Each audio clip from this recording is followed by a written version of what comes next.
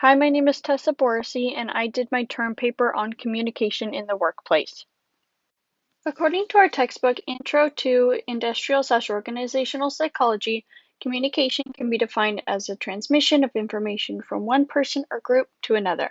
In terms of communication in the workplace, that would be the exchange of information and ideas between employees within a business. That can be between two employees, between a group of employees, or even between employees and their superiors. Communication can take many forms in work settings such as written or spoken orders, informal chatter, electronic messaging, printed reports or procedure manuals, video conferences, and more. I'm going to talk a little bit about a work-related issue that I experienced while working as a front desk agent at a hotel. So my job, it requires a lot of communication between departments, such as sales, housekeeping, engineering, banquets, and more. So for us, a lack of communication between solely my department as well as between my department and another department, it can cause a negative experience for guests, and that's the last thing that we want to happen. So one incident in particular that I can remember occurred about a month or so ago when there was a suite that was meant to be blocked for the bride and groom of a wedding, but unfortunately somehow it was accidentally given away to another guest, which caused us to have to come up with a solution. I had to work with the sales team to figure out a solution in another room that we could put them in. This was only one of the many times where a lack of communication between departments caused an unpleasant experience for the guest.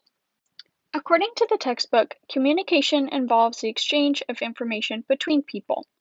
The simple model of communication between two people would be the sender and the receiver. The sender is the originator of communication, and the receiver is the recipient of said communication. So for downward communication, that would be the information being passed down from superiors to subordinates. So that would be a manager to an employee. This type of communication consists of instructions or directions regarding job performance, information about organizational procedures and or policies, feedback to supervisee concerning job performance, or information being shared to assist in the coordination of work tasks.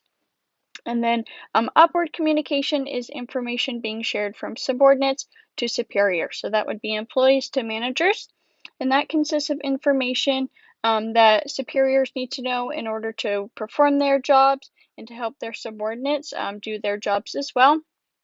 Consists of feedback that is critical to make important work-related decisions. And then for lateral communication, that would be information shared between employees at the same level. So usually this information is shared in order to complete a task or accomplish some sort of goal. For my journal article, I chose a study titled, "Does Team Communication Represent a One-Size-Fits-All Approach? A Meta-Analysis of Team Communication and Performance." So in this journal article by Marlowe, La Cerenza, and Pauletti, they examined the moderating influence of communication characteristics as well as other team and task characteristics on the relationship between communication and job performance. So through this study, they found multiple fundamental insights that helped solve their theory.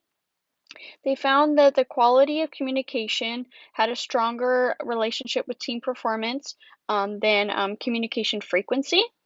They also found that being able to distinguish between different types of communication, classifying communication into the most commonly measured communication forms, has great value. As well as information elaboration has a stronger influence on performance, while self-report frequency as well as objective frequency had more of a weak influence. And lastly, they found that teams that are familiar with one another and who tend to work face-to-face were found to have stronger relationships when it came to communication and performance, rather than those who work in hybrid or fully virtual teams. For the study, the researchers collected their data using PsycInfo as well as BusinessSource Premier databases from the first available start date to the end of 2016. Those chosen studies, they did have to meet certain criteria, such as they had to be in English, they had to be empirical, and they had to be able to calculate an effect size between team communication and team performance, as well as they had to be at the team level of analysis and included a sample of adults. For the study and sample characteristics, it included sample type, study setting, team size, as well as the publication year. And the meta-analytic procedures were utilized to assess relationships as well as categorical moderators. For the results, the researchers did find that communication was positively associated with team performance.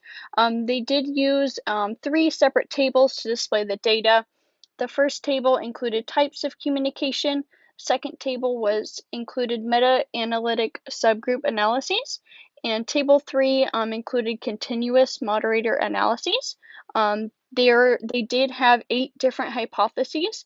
And out of those 8 hypotheses, it seems that only about 5 of those were supported in some type of way.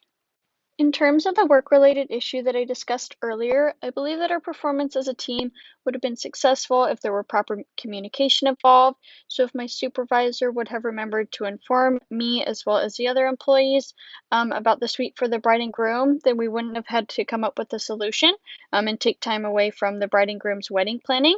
Fortunately, we were able to come up with a solution, but there are times where it is more difficult, and sometimes we cannot accommodate the guests to the best of our ability. So to help come up with a solution for the lack of communication, I think it would be important for our team to have monthly meetings to address any concerns that the employees may have. And here are my references. Thank you so much for listening.